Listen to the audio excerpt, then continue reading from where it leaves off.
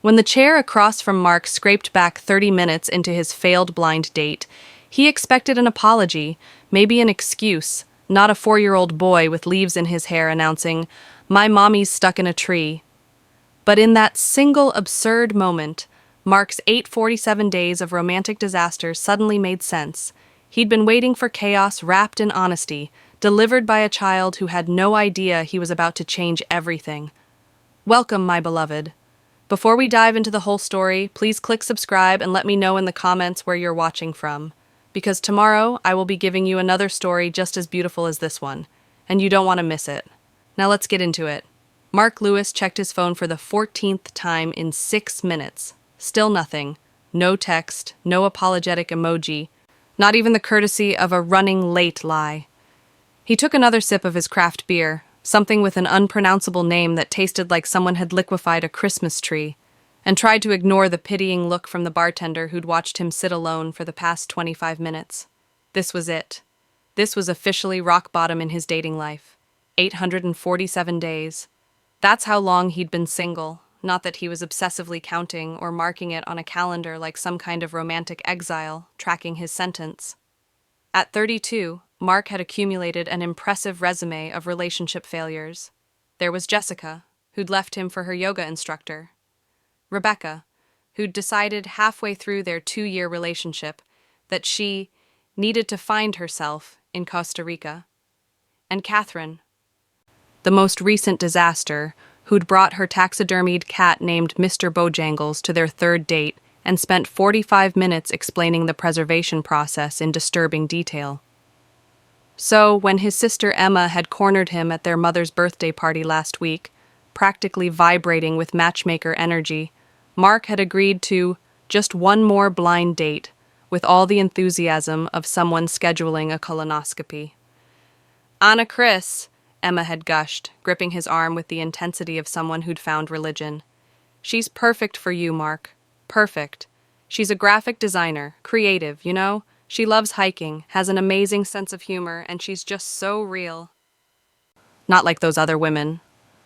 Mark had learned through painful experience that perfect in dating terminology usually translated to equally damaged and desperate, and real often meant has an extensive collection of emotional baggage that required its own storage unit.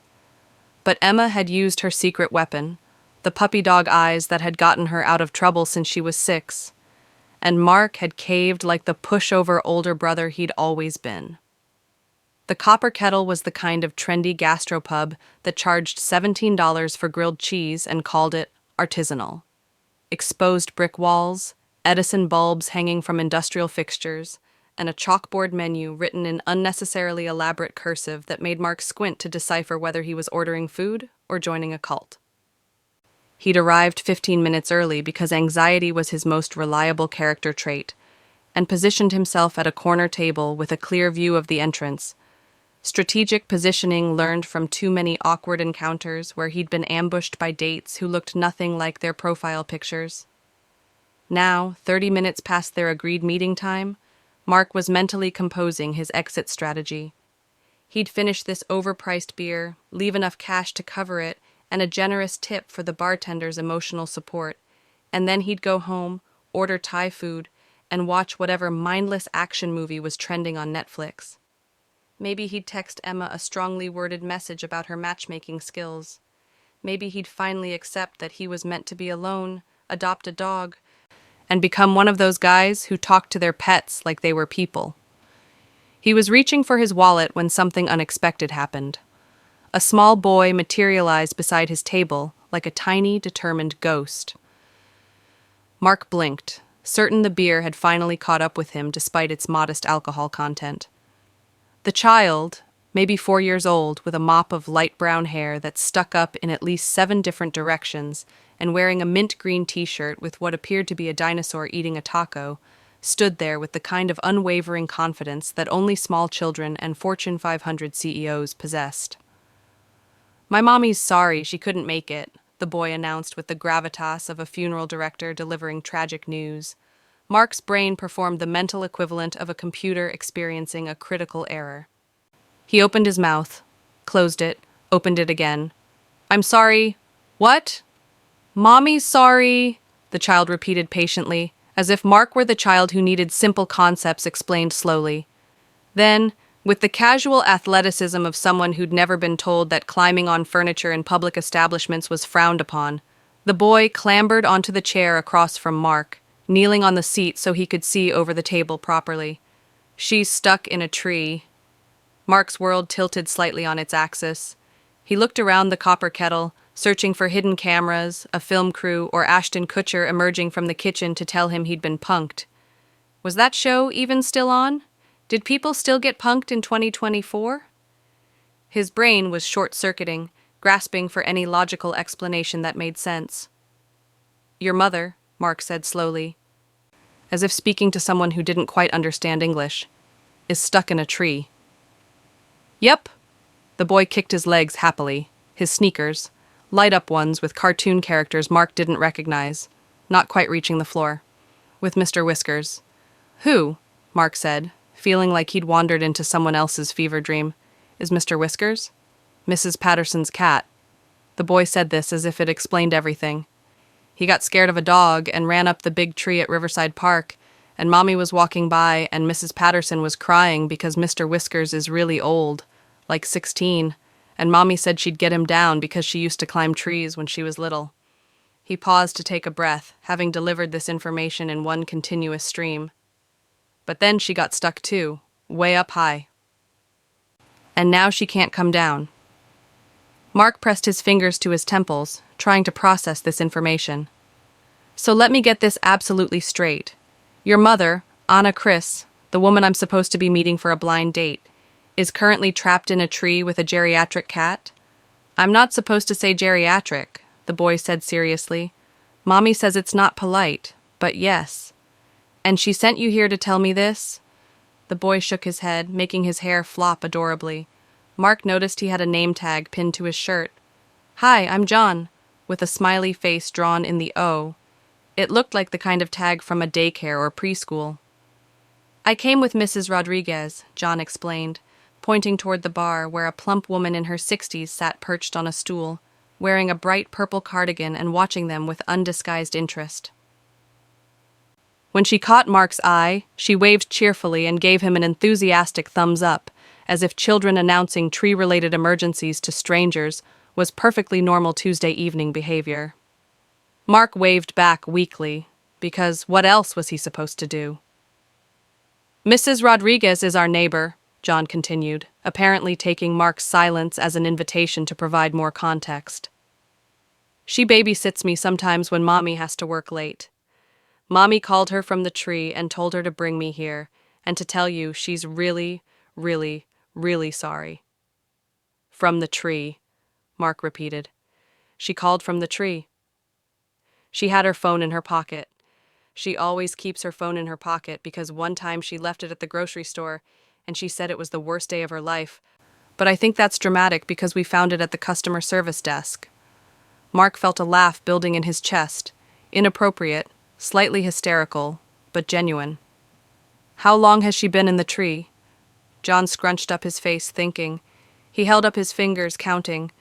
"Maybe this many?" He showed 4 fingers. "Mrs. Rodriguez says the fire department is coming. They have a big ladder."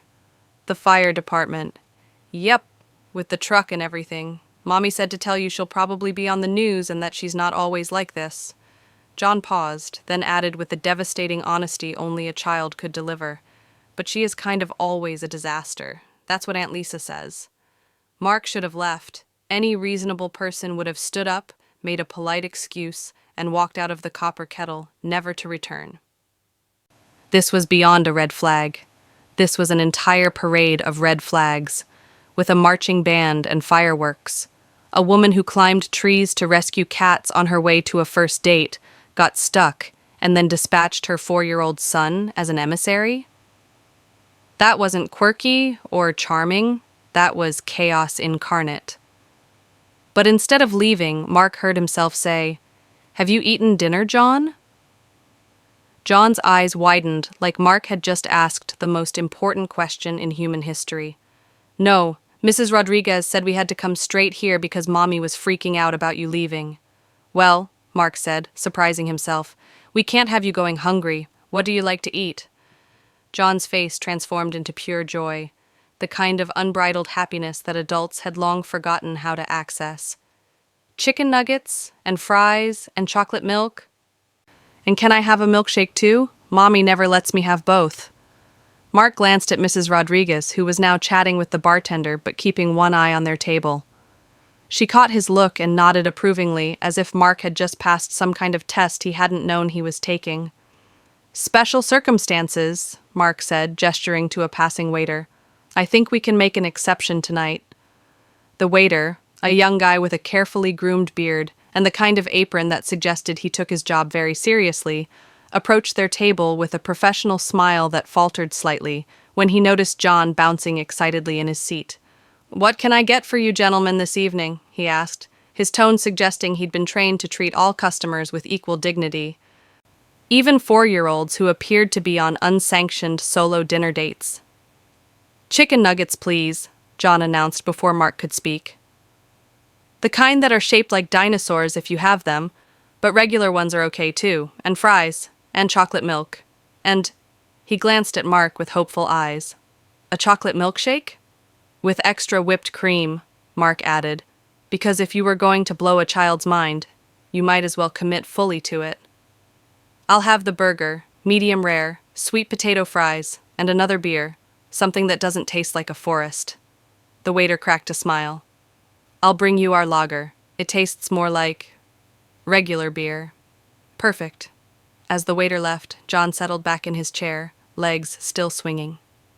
"You're nice," he declared with the straightforward assessment children excelled at. "Mommy said you might be mean because she was late, but you're not mean at all." "Your mom was worried I'd be mean?" "She was worried about lots of things," John said matter-of-factly. "She tried on 5 different shirts before we left the house.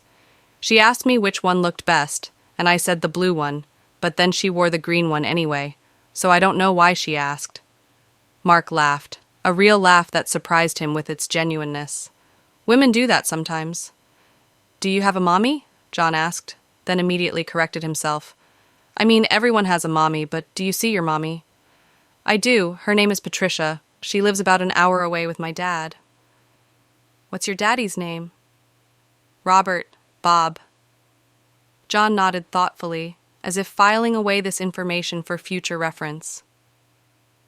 "My daddy's name is Trevor, but I don't see him anymore. He lives in California and he has a new family now. Mommy says he's very busy." The way John said it, so casual, so matter-of-fact, broke something small in Mark's chest. He'd heard that tone before, the practiced neutrality of a child who'd learned to accept painful truths without fully understanding their weight.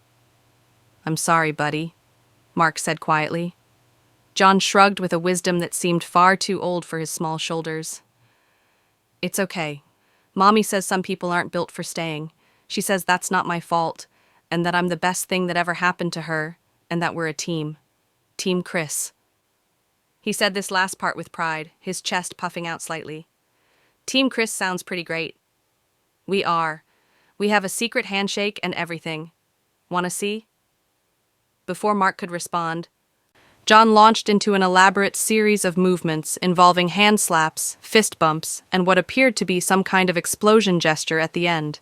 It was adorably complicated, and Mark found himself grinning despite the heaviness of their previous exchange.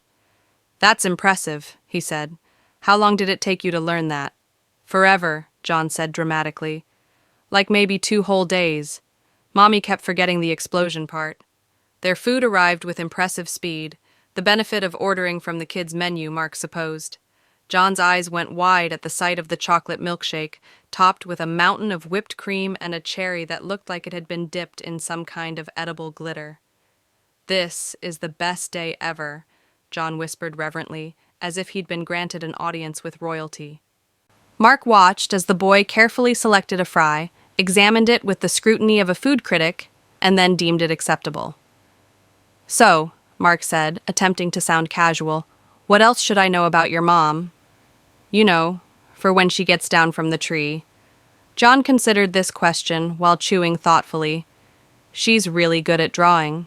She makes pictures on the computer for her job. Sometimes she lets me help pick the colors.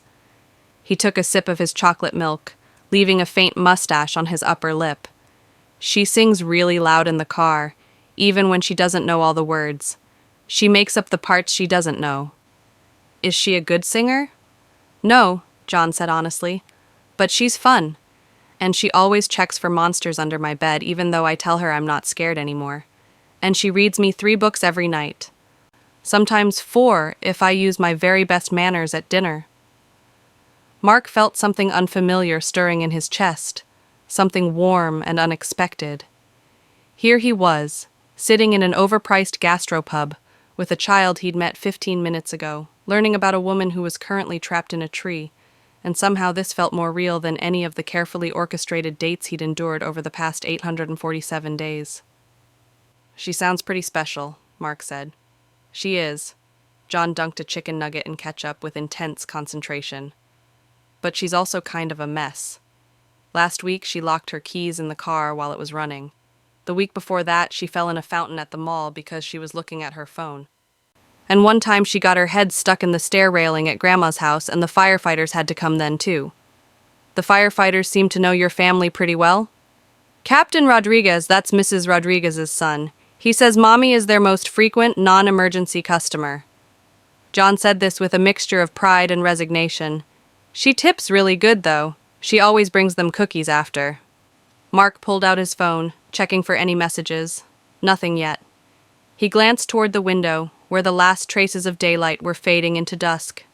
Somewhere out there, 3 blocks away in Riverside Park, a woman he'd never met was clinging to a tree branch, probably mortified, definitely uncomfortable, and apparently worried enough about this date to send her young son as a proxy. It was absurd. It was completely ridiculous. It was also kind of wonderful. John, Mark said, making a decision that felt both impulsive and exactly right. How would you feel about teaching me that secret handshake while we wait for your mom? John's face lit up like someone had plugged him directly into the sun. Really? You want to be part of Team Chris? Well, let's start with learning the handshake. We'll see about team membership. For the next 20 minutes, John patiently taught Mark the intricacies of the Team Chris secret handshake. Mark messed up the explosion part repeatedly, which John found hilarious. Mrs. Rodriguez wandered over at one point, introduced herself properly. Gladys Rodriguez, neighborhood busybody and professional meddler, at your service, and assured Mark that Anna would be down shortly, Lord willing, and the latter holds. She's a good girl, Mrs.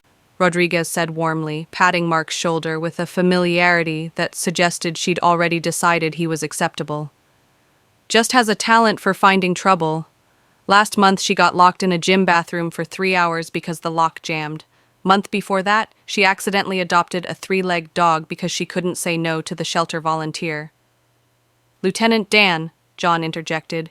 He's the best dog in the whole world, even though he pees on the carpet sometimes. Sounds like there's never a dull moment, Mark said. Dull? Mrs. Rodriguez laughed, a rich, warm sound. Honey, that girl doesn't know the meaning of the word. But she's got a heart bigger than Texas, and she loves that boy more than life itself. Anyone can see that. She returned to her spot at the bar, leaving Mark and John to their meal. John was working his way through his milkshake now, chocolate smudged at the corner of his mouth, and Mark felt an unexpected contentment settle over him. This wasn't what he'd expected tonight. This wasn't what he'd planned, but somehow it was exactly what he needed. Mark's phone buzzed against the table, dancing slightly with the vibration.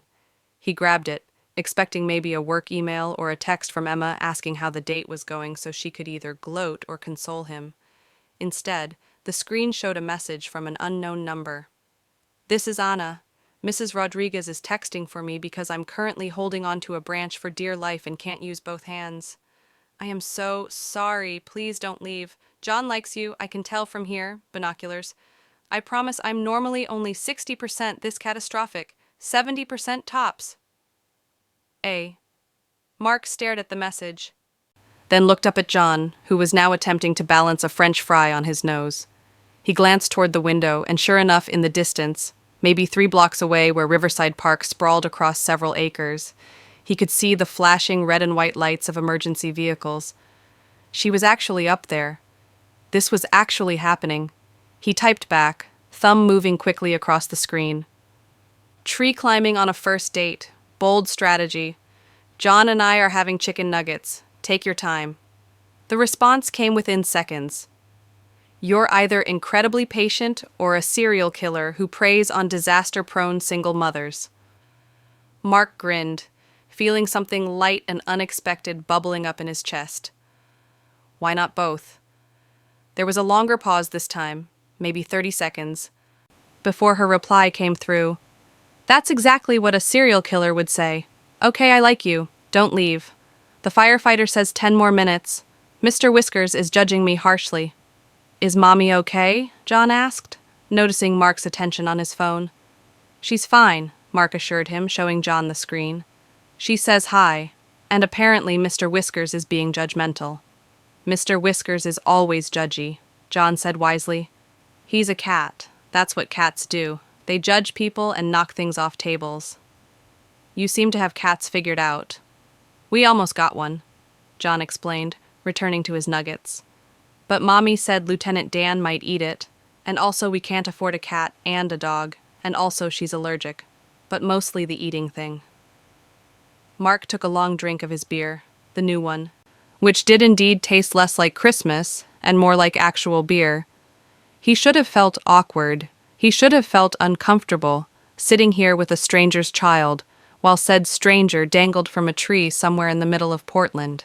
Instead, he felt oddly at peace, like he'd stumbled into a moment that was always meant to happen, even if it made no logical sense. Can I ask you something? John said suddenly, his voice taking on that serious tone children used when they were about to say something profound or completely random. With kids, it was always a coin flip. Sure, buddy. Do you like my mommy? Mark paused, his beer halfway to his lips. I haven't met your mommy yet. But do you like her, from what I told you? It was a loaded question, delivered with the innocent directness of someone who didn't understand the complexity of adult emotions. How did you explain to a 4-year-old that you couldn't possibly know if you liked someone you'd never met? How did you explain that attraction was complicated, that compatibility required time and conversation and shared experiences? Except, he did kind of like her, didn't he? Or at least, he liked what he'd learned. He liked that she'd climbed a tree to rescue an elderly cat. He liked that she was apparently clumsy and chaos-prone but still showed up for people. He liked that she had a secret handshake with her son and sang badly in the car and made sure to check for monsters even when John insisted he wasn't scared. I think, Mark said carefully, that your mom sounds like a pretty interesting person. And anyone who raised a kid as cool as you must be doing something right. John beamed, chocolate milkshake residue forming a faint ring around his mouth. I'm cool? Extremely cool. Top-tier coolness. Top tier, John repeated, clearly filing this phrase away for future use. That's what gamers say about weapons and stuff. Do you play video games?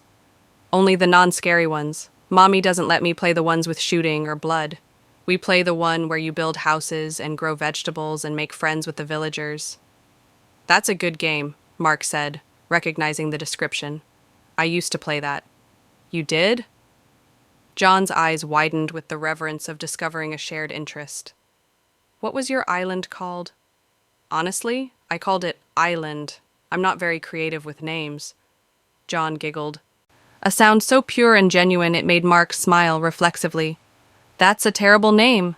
My island is called Dinosaur Paradise, and everyone who lives there is a dinosaur or wants to be a dinosaur.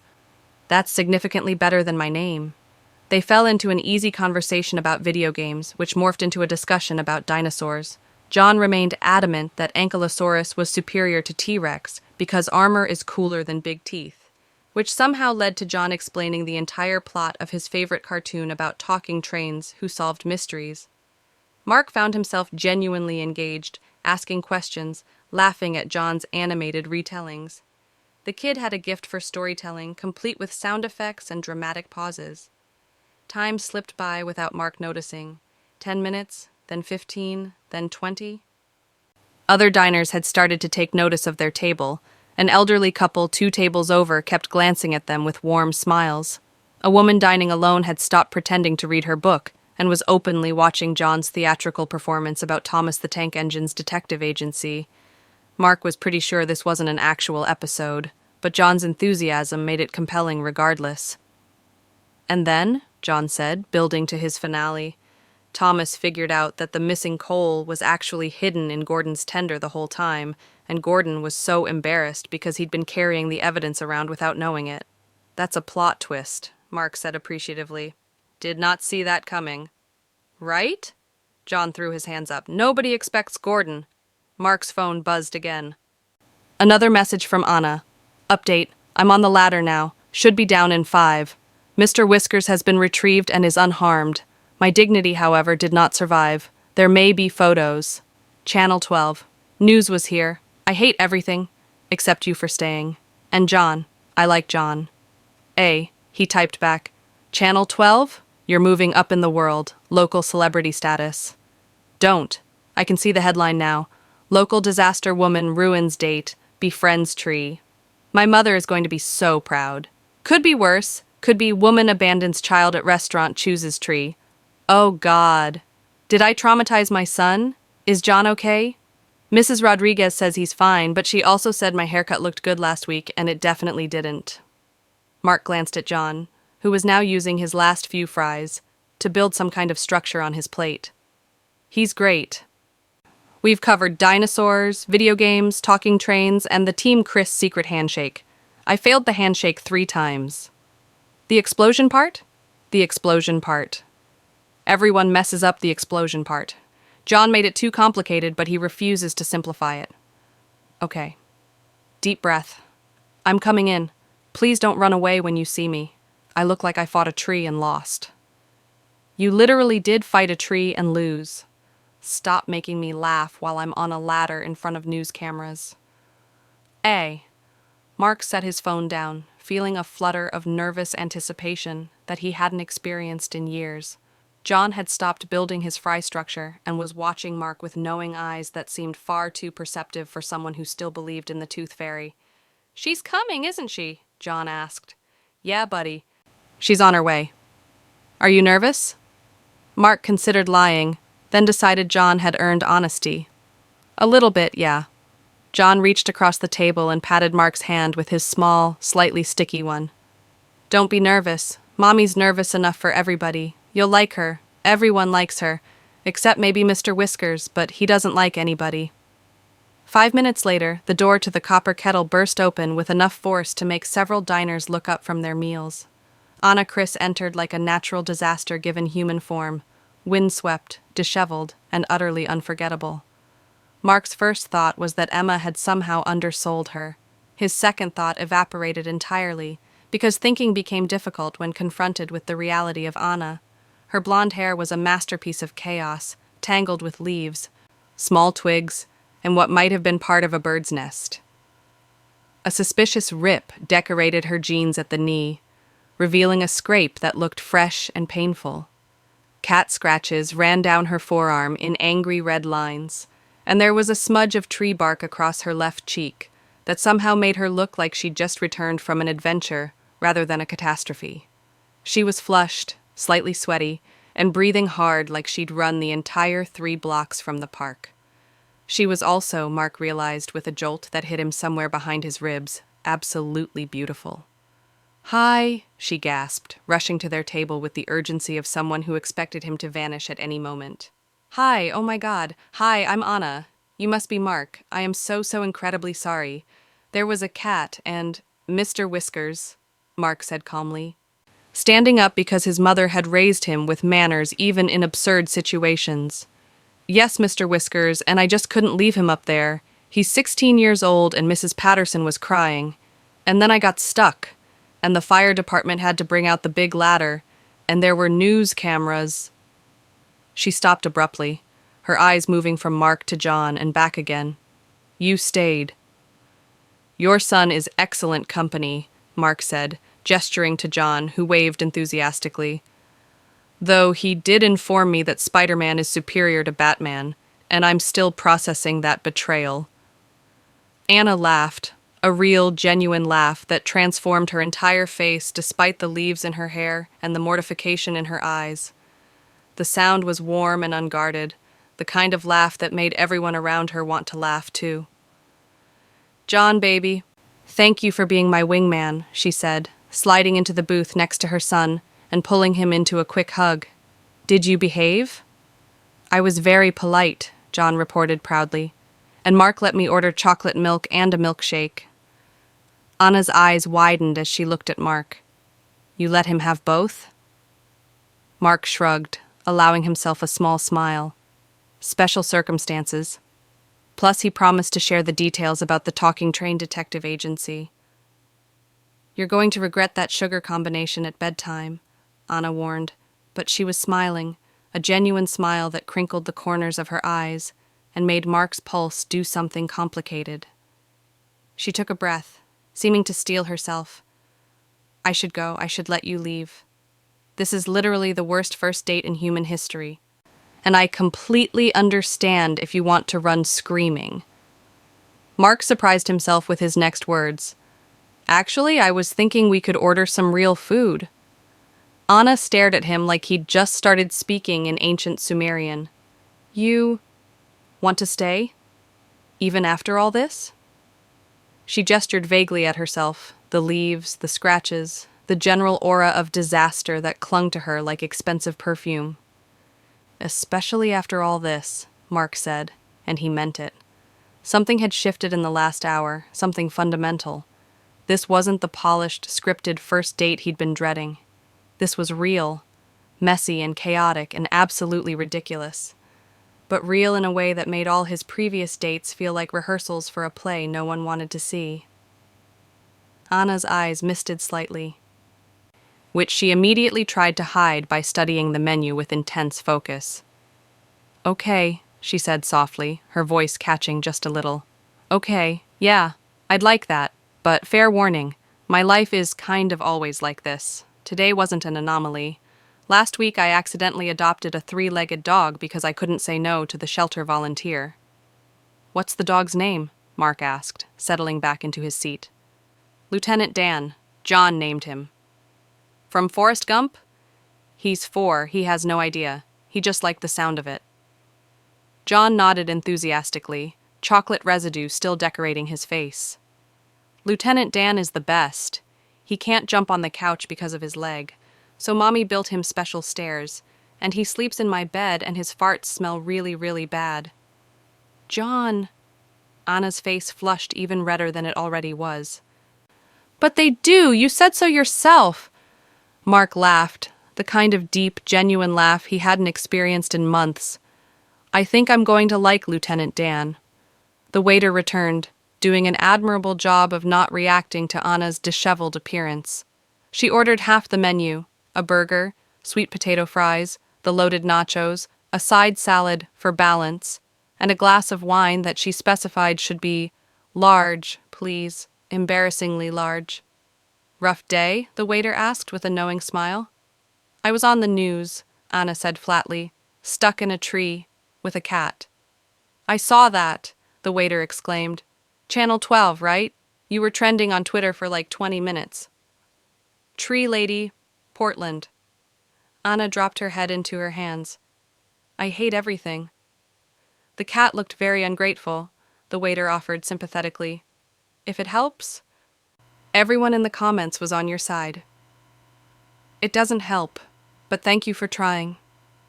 After the waiter left, Anna finally looked at Mark directly, really looked at him, and he saw something vulnerable beneath the humor and self-deprecation.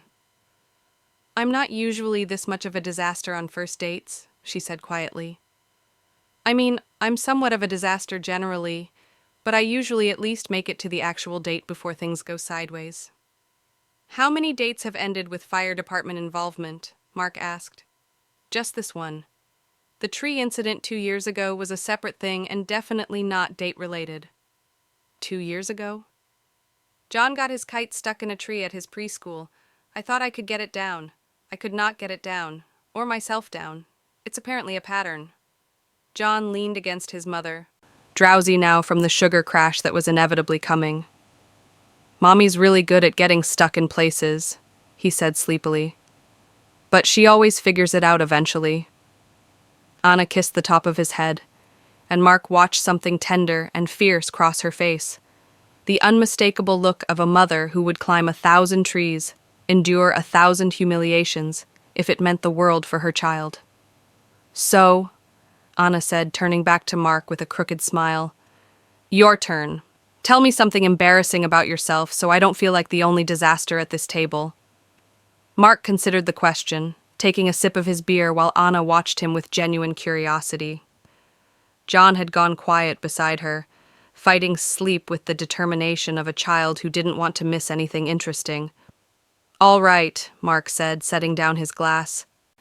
"2 months ago, I went on a date with a woman who brought her taxidermied cat to dinner." Anna's eyes widened. "I'm sorry, what?" "His name was Mr. Bojangles. She carried him in a little pet carrier like he was alive, set him on the table between us, and spent 45 minutes explaining the preservation process in detail I absolutely did not need." "No." Anna's hand covered her mouth, but her eyes were dancing with suppressed laughter. "Yes, she talked about formaldehyde during appetizers. I learned more about taxidermy that night than anyone should ever know." "Did you finish the date?" "I stayed through dessert because I was raised to be polite, even when there's a dead cat judging my food choices from across the table." Anna burst out laughing, a full, uninhibited sound that made other diners smile. "Okay, that officially beats tree climbing. At least Mr. Whiskers was alive." "Barely," Mark said. "According to John, he's 16 and full of judgment. Most cats are full of judgment. It's their defining characteristic." She paused as the waiter delivered her absurdly large glass of wine. "So, 847 days, huh?" Mark blinked. "How did you—" "John told me while I was in the tree. Mrs. Rodriguez had him on speakerphone. He said you mentioned being single for exactly 847 days and that you seemed sad about it." "I wasn't sad," Mark protested, then reconsidered. "Okay, maybe a little sad. Mostly resigned. I'd kind of accepted that dating wasn't for me anymore." "And now?" Anna asked softly. Mark looked at her, really looked at her, at the leaves still tangled in her hair, the scratches on her arm, the vulnerability in her eyes that she was trying to hide behind humor. He looked at John, nearly asleep against her side, trusting and content. He thought about the last hour, about chicken nuggets and secret handshakes and texts from a woman in a tree. "Now I'm thinking maybe I was just waiting for the right kind of chaos." Anna's breath caught. For a moment, neither of them spoke. The noise of the restaurant faded into background static, the clinking of glasses, the murmur of other conversations, the soft jazz playing through invisible speakers. "That's either the sweetest thing anyone's ever said to me," Anna finally said, "or you're actually a serial killer and I should be concerned." "We've established I could be both." "Fair point." She took a long drink of wine. "Okay, full disclosure time. My life is genuinely chaotic." John's father left when he was 6 months old, moved to California, started a new family, sends birthday cards twice a year if we're lucky. I work freelance, which means some months are great and some months I'm eating ramen and praying for invoices to clear. I'm clumsy, I make terrible decisions on impulse, and I once accidentally set my kitchen on fire making toast. How do you set a kitchen on fire making toast? It's a gift. A terrible, expensive gift that required new curtains and a fire extinguisher. She was rushing now, words tumbling out like she needed to get them all said before she lost courage. "I'm a mess, Mark. A genuine, certified mess. And John deserves stability and consistency and all the things I'm still figuring out how to provide. And any guy who dates me is essentially signing up for disaster management." Mark let her finish, watching as she wound down, breathing hard like she'd just run another 3 blocks. John had fully fallen asleep now, his head on her lap, peaceful and trusting. "Are you done?" Mark asked gently. "Maybe, I think so. I might have more disclaimers, but my brain is tired from tree trauma." "Okay, my turn." Mark leaned forward slightly. "I'm boring, Anna. I work in accounting. I have the same lunch every day. Turkey sandwich, apple, granola bar. I alphabetize my books. I've never set anything on fire, Never climbed a tree to rescue a cat. Never done anything remotely spontaneous in my entire adult life. That doesn't sound boring, Anna said. That sounds stable. It sounds boring to everyone I've ever dated. They always start out thinking stable is attractive, and then 3 months in they realize I'm just predictable, safe, the human equivalent of oatmeal. I like oatmeal, Mark smiled. My point is, maybe you need someone boring, someone who won't accidentally adopt dogs or climb trees or set kitchens on fire, someone who shows up on time and doesn't end up on the evening news. Anna studied him for a long moment, her fingers absently stroking John's hair as he slept. The vulnerability in her expression shifted into something else, something softer, more open, tinged with hope that looked like it scared her. "You know what I think?" she said finally. "I think you're not nearly as boring as you believe you are. Boring people don't stay when a strange kid shows up announcing tree emergencies. Boring people don't order milkshakes for other people's children. Boring people definitely don't text jokes to women dangling from branches. Maybe I'm just patient. Patient and kind aren't the same as boring." She took another sip of wine, her eyes never leaving his. "And for the record, I think stability sounds amazing.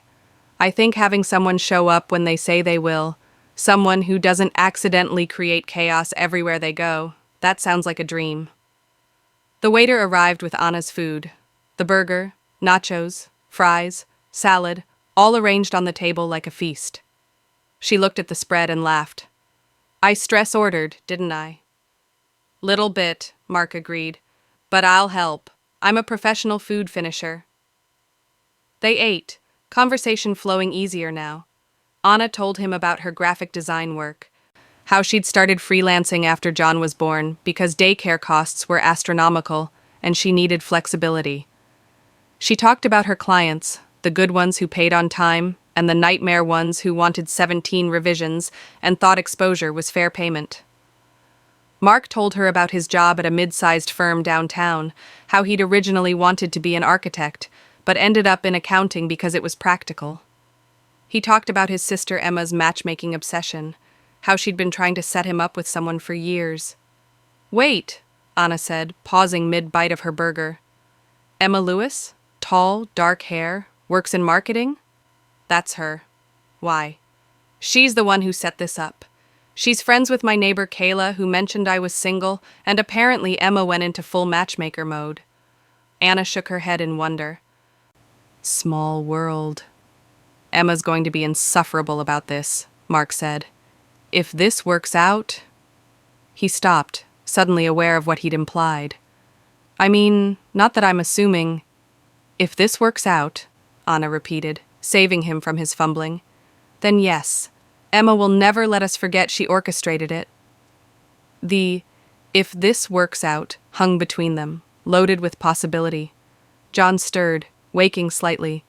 "Mommy, I'm sleepy." "I know, baby. We'll go home soon." Anna looked at Mrs. Rodriguez, who'd been watching them from the bar with grandmotherly approval. The older woman gave her a thumbs up and a knowing wink. "I should get him to bed," Anna said reluctantly. "It's past his bedtime, and he's going to be a nightmare tomorrow with all that sugar." "I regret nothing," Mark said. "The milkshake was worth it." Anna pulled out her wallet, but Mark waved her off. "This one's on me. You can get the next one." "The next one?" Her voice was careful, hopeful. "If you want there to be a next one." Anna looked at him, really looked at him, and Mark saw the moment she decided to be brave. "Saturday," she said.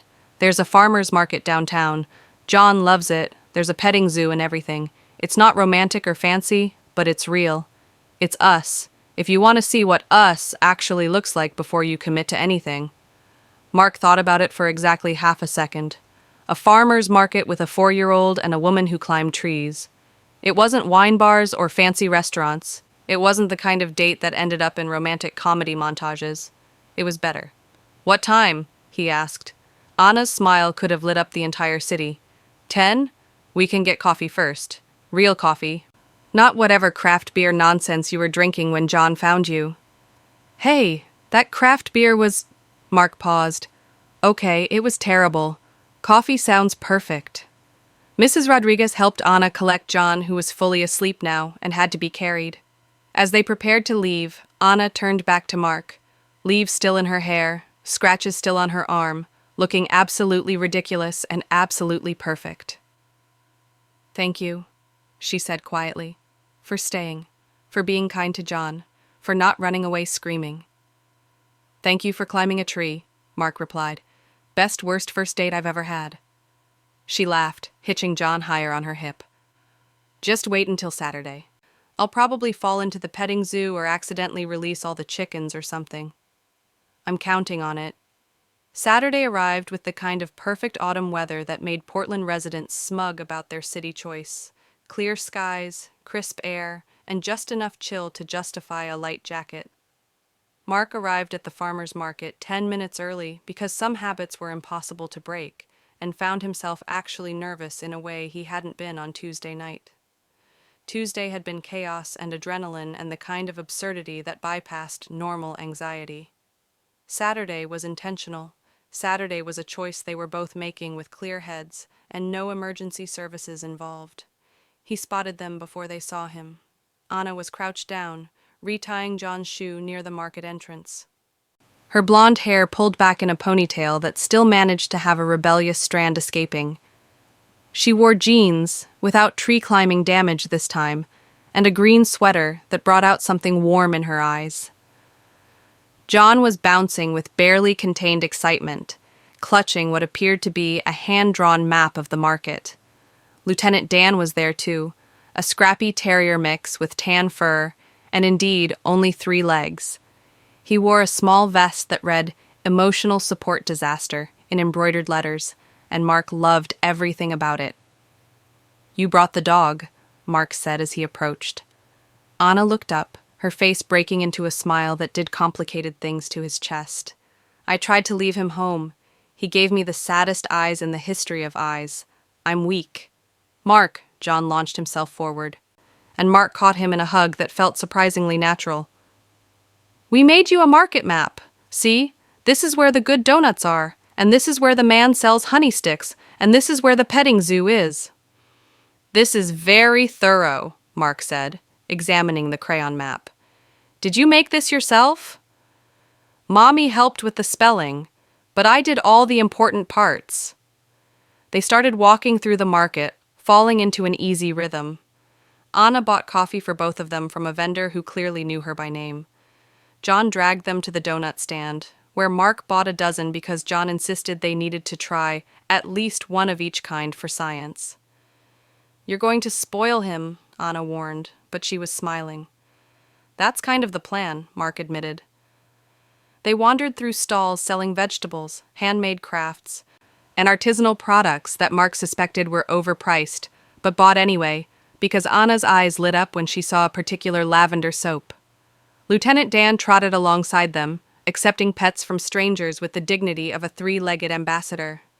At the petting zoo, John became completely absorbed with a goat named Herbert, who apparently had a personality. Mark and Anna stood at the fence, watching, their shoulders almost touching. "So," Anna said quietly, "still think you want to sign up for this? The chaos and the kid and the disaster-prone woman who might end up on the news again?" Mark watched John trying to convince Herbert to eat from his hand while Lieutenant Dan supervised. He thought about Tuesday night, about chicken nuggets and secret handshakes and texts from a tree. He thought about how the last 4 days had felt lighter than the previous 847 combined. "I've been thinking about something," Mark said. "For the past 2.5 years, I've been trying to find someone who fits into my life. My organized, predictable, alphabetized life. Someone who wouldn't disrupt the routine. And?" Anna's voice was careful. "And maybe that was the problem. Maybe I don't need someone who fits into my life. Maybe I need someone who makes me want to change it." Anna turned to face him fully, and he saw tears threatening in her eyes. "That's either incredibly sweet, or you're having some kind of crisis, and you're going to regret this in a week." "Probably both," Mark admitted. "But I don't think I'll regret it. I come with a lot of baggage, Mark. A kid, an ex who's barely present, student loans, a dog with 3 legs, and a proven track record of disaster. I alphabetize my books and eat the same lunch every day. I think we balance each other out. She laughed, and it sounded like relief and hope mixed together. This is crazy. We barely know each other. We could get to know each other, properly, with more dates that ideally involve fewer trees. I can't promise that. Trees seem to feature prominently in my life. Then I'll learn to climb. John chose that moment to run back to them, Herbert apparently having rejected his offering. "Mommy, Mark, can we get lunch? And can Mark come to our house after? Lieutenant Dan wants to show him his bed and his toys and his special stairs." Anna looked at Mark, a question in her eyes. This was moving fast, maybe too fast. Meeting the kid was one thing. Seeing where someone lived, becoming part of their daily routine, that was different. That was real. "I'd love to meet Lieutenant Dan's special stairs," Mark said. 3 hours later, Mark found himself in Anna's small apartment, a cozy space that was exactly as chaotic as he'd expected. There were art supplies scattered on the coffee table, John's toys in various states of organization, and a 3-legged dog who'd claimed Mark's lap the moment he sat down. Anna made grilled cheese sandwiches, not artisanal, just cheese and bread, I promise. While John showed Mark his room, his toys, his drawings, everything that was important in his 4-year-old world. There was a photo on John's dresser, Anna and John, younger, happier, building a sandcastle. No sign of Trevor, the father who'd left. "That's from when I was 3, John said, before Daddy left. Mommy says it's okay to keep pictures even when people go away." Mark's heart clenched. "Your mom's right. Memories are important." After lunch, John fell asleep on the couch during a movie, exhausted from the market and the excitement. Anna covered him with a blanket, and she and Mark moved to the small kitchen, speaking in whispers so they wouldn't wake him. "This is my life," Anna said, gesturing around. "It's messy and unpredictable, and sometimes I'm barely holding it together. John deserves better than my chaos, but I'm doing my best." "John seems pretty happy to me," Mark said, "and you're doing more than your best. You're raising an amazing kid." "He is pretty amazing, isn't he?" Her voice was soft with love. "So here's what I'm thinking," Mark said, taking her hand, the first real physical contact between them. Her fingers were warm, slightly trembling. "We take this slow, real dates, getting to know each other, no pressure. I meet Lieutenant Dan's stairs. Done. Eventually I meet your friends, you meet mine. We figure out if this thing between us is real or just adrenaline from tree-related trauma." "And if it's real?" Anna asked, her voice barely a whisper. "Then maybe in a few months I teach John the proper way to alphabetize books. Maybe Lieutenant Dan gets used to having me around. Maybe you climb fewer trees because you have someone to talk you out of it. I make no promises about the trees. I wouldn't expect you to." They stood there in her tiny kitchen, John sleeping peacefully in the next room, Lieutenant Dan snoring on the couch, and Mark felt something slot into place, something he hadn't known was missing until this exact moment. "For the record," Anna said, "I really like you, Mark Lewis, even though you're probably going to try to organize my art supplies and alphabetize my spice rack." "For the record," Mark replied, "I really like you too, Anna Chris, even though you're probably going to drag me into situations involving emergency services." She laughed, and then, before either of them could overthink it, she kissed him. It was soft and sweet, and tasted like coffee and possibility. When they pulled apart, Anna was smiling. "So this is happening? We're actually doing this?" "We're doing this," Mark confirmed. "Team Chris is getting a new member, probationary status, pending successful completion of the secret handshake. The explosion part trips everyone up. I've been practicing."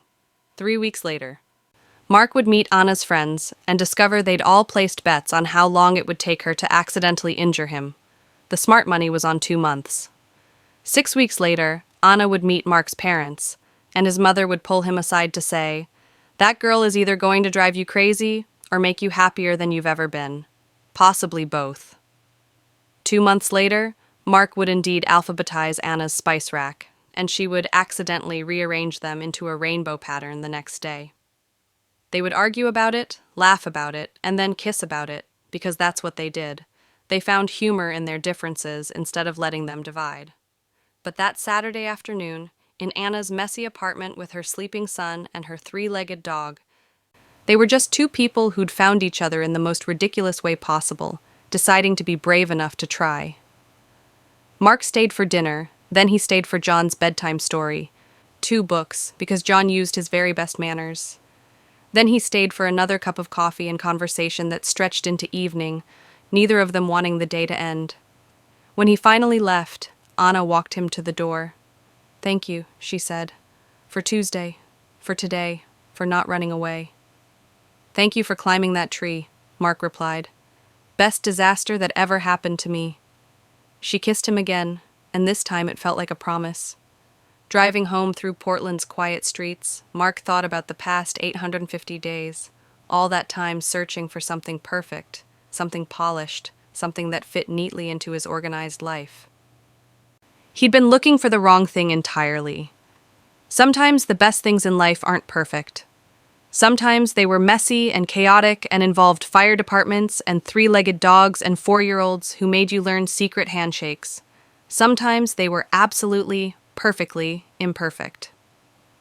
And sometimes, Mark thought as he smiled at the memory of Anna's kiss, the blind date was empty until a little boy walked in and changed everything. What would you have done if you were in Mark's position, stayed for the chaos or walked away? Sometimes the best love stories start with the most unexpected moments. Share your thoughts below. Thank you for watching this story to the end. If you enjoyed this story, you will surely love the next one. It's as beautiful and intriguing as you can ever imagine.